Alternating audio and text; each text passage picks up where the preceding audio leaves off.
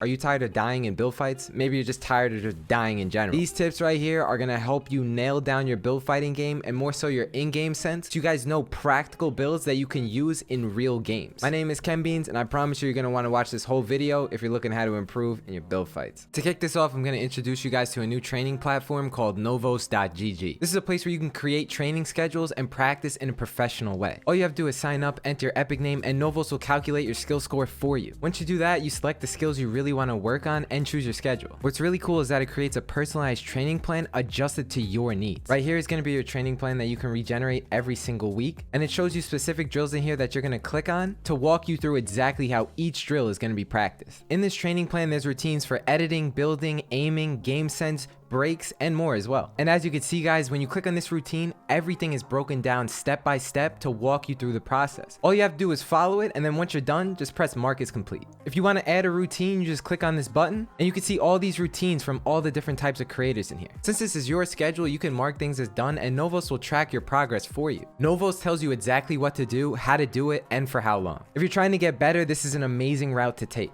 Sign up now using the link in the description. There's a 7-day free trial.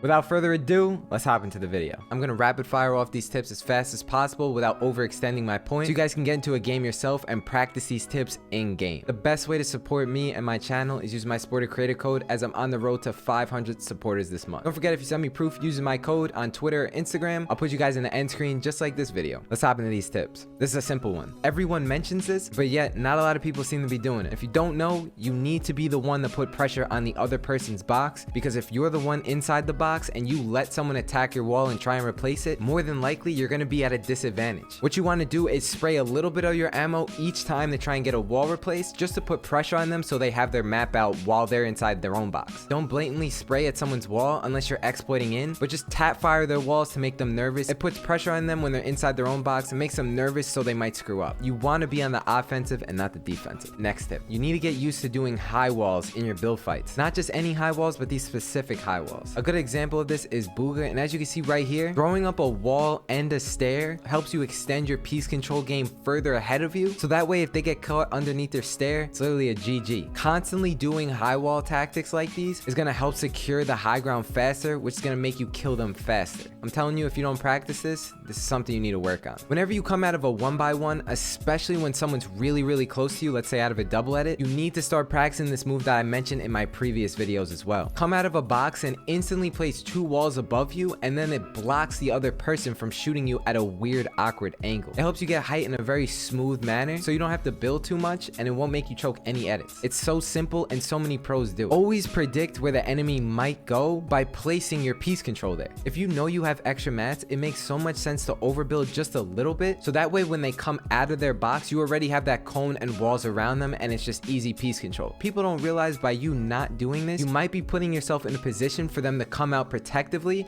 and get height on you and waste even more mats for both of you. By placing piece control in areas where you think they might go to, if they do come out in that direction, they're going to come right into your builds and you're going to end the fight like that. A common thing that I do is still not met up after I get shot. People like myself get greedy once I have someone weak. Even though I know I'm weak, I still pressure their wall. Slap yourself out of that mindset, and no matter how weak they are, just fully focus on metting up so you can guarantee you get the kill. I don't know how else to say this other than met up when you get shot, because it's not worth the risk. Trust me. Every person gets into a situation where they think they're at an advantage and they end up getting pooped on. Could be a realistic tree, could be the dragon shotty, could be your stairs at a weird angle. There's millions of different reasons why you might die. Next time you're in a build fight, make sure you're ramping up at a diagonal so you can look up at height at the same time. You're gathering information as you're building up so you could see where the enemy is, so that way you can counter what he's doing better. In any build fight, stuff like this is really gonna help you. Never ramp up for height unless you know where they are. This is why you never see a player just doing phase sway high ground retakes, because they lose track of where the enemy is. A more practical high ground retake is just have a stair above and below you, and then just look up and try and play from the low ground. Once you hit a shot, then you can crank up for height. If you ever find yourself weak and you're healing up, but you know that the enemy is not at your box yet, if you have double layer protection like a wall and a stair, and they break that wall, don't be afraid to finish using your shields or medkit or whatever you might be using, even though your wall is open. So many pros have this kind of big dick energy where their wall might be taken and they're still on their stair chilling, popping a shield or whatever the case may be. They finish what they're popping because they know that they're going to be able to finish what they're using before the player gets to their box. It's a really good strat that a lot of pros use, but really no one talks about it because it's such a simple thing. Learning how to ramp up at someone and then jumping to the sides to get an angle on them is really key. All you have to do is just ramp up at someone and then jump off to the side, shoot them, and then connect with floors. It's so simple, and so many pros do this as well. I do this all the time in my build fights, and this is how it's done. Whenever you're jumping down on someone's box, the person who is jumping down on that person's box always has the first shot. Don't ask me why this is a thing, but this is just something that I've noticed throughout my time playing Fort. If you ever notice you're constantly dying from the person who's just suing you, it's probably because the person in the air is always going to have the better angle than the person inside that box. Try and show me good examples of when pros use wood to build fight someone. Unless it's all they have, you rarely see that happen. Always build out of brick or metal. You can obviously build out of wood if you want, but don't make it a habit unless you're using it to rotate. Wood is easy to see through and easy to break. In box fights, that's not what you want. Whenever you're in a build fight, a common thing that happens is that one person probably boxes up. It's not just a creative fight, it's a realistic fight. So with that being said, you want to know this tip. If you guys aren't aware of this way to get a stare inside someone's box, even when they're fully boxed up, then you gotta learn it. Even I don't know it that well, but I'm here to showcase it to you guys so you guys can clean up a kill faster. When you constantly throw builds in people's boxes and just get them confused about what's happening, they're gonna be on the run. And when they leave their box, that's when you're gonna be able to create yourself an open shot. If you're someone like me and don't really know this strat that well, definitely get the hang of it. Last but not least, this is low-key a bonus tip. Just be aware that this cone strat is used a lot nowadays. All you gotta do is crouch all the way behind the cone and then just do crouch peeks while you shoot. The enemy can barely see you when you do it quick, and no one expects it in today's meta. From watching Clicks and Booga a lot, I noticed that they do it so much, and this is also another strat that I really haven't heard many people talk about.